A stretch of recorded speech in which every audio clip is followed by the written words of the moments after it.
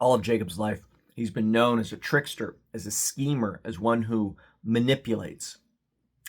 Not often the terms we think of when we think of our biblical heroes. And yet that's what I love about the Bible, because even the heroes are flawed. They're real. They're relatable. And so when we come and we look at ourselves and we know our flaws, we know them better than anybody else. We often spend times reminding ourselves of those flaws.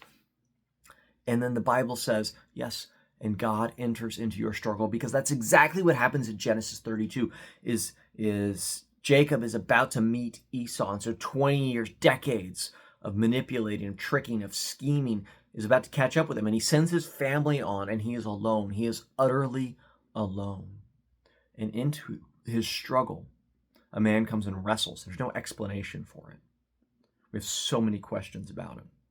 And yet someone comes, and so Jacob wrestles with him until daybreak. And it turns out this is God. Jacob has an encounter with God, and Jacob is changed by it. Jacob refuses to let go until he is blessed. And what this is teaching us is we who have our own struggles, that God enters in. And God doesn't overwhelm Jacob with God's power like God could have. But God shows grace and mercy and tenderness. Jacob is transformed by it, and it's not easy.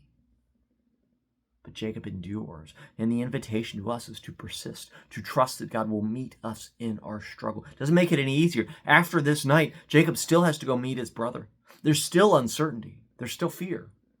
But Jacob is transformed because God met Jacob in Jacob's struggle. And in the same way, God meets you in your struggle. It doesn't mean that there's no uncertainty, that there's no fear, that you know exactly what's going to happen, but God meets you there. And God doesn't just come to overwhelm you, but God comes with grace and with tenderness and with love and with mercy to meet you in the struggle and to help you endure.